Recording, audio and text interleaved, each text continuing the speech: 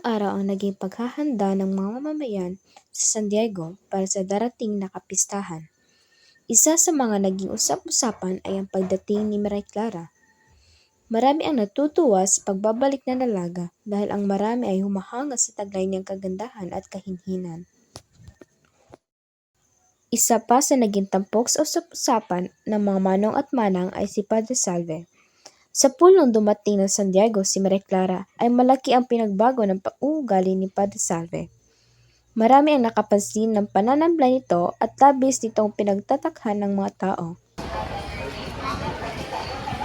Madalas siyang natitigilan kapag nagmimisa at hindi na rin siya nakikipag-usap pagkatapos ng misa. Pasit-pasin din ang kanyang pangangayo. Dumating si Crisostomo Ibarra pagkaraan ng 3 araw mula sa kabisera lalawigan. Bumaba siya ng karwahe. Nagkasalubong pa sila ni Padre Salve na noon ay patungo rin sa bahay ni Maria Clara. Ipapahanda kong lahat ng kailangan bago magbukang liwayway. Ayoko makasama ang kulang. Bakit? Pakiwari ko'y binabantayan niya ang lahat ng kilos ko. Natatakot ako sa kanyang tingin at kinikilabutan ako sa mga tinig niya na uharing napakahiwaga. Ikinatan niya lang sa akin kung hindi ko raw ba napanaginipan ang sula at ang aking ina. Maging sinasinang at andeng ay nakababalitan hindi raw masyadong kumakain ng pura at tila napabayaan ang sarili. Ngunit hindi maaaring hindi natin siya kumbidahin. May kaugalian tayo dito. At isa pa'y, narito na siya.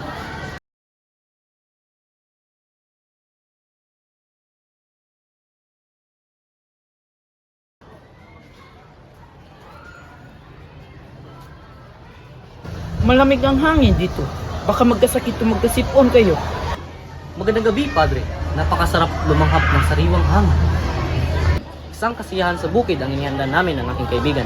Mari po ba kayong dumalo? Saan magaganap ang kasiyahan? Sa may batis po sa Gubat Idaraos, malapit sa puno ng balete. Para patunayan na ako'y walang sama ng loob sa iyo dahil sa nangyari, malugod kong tinanggap ang iyong panyaya. Nagpaalam na rin si Crisostomo Ibarra kay Maria Clara. Madilim ang paligid habang naglalakad siya sa kalye. Isang lalaki ang sumalubong sa kanya.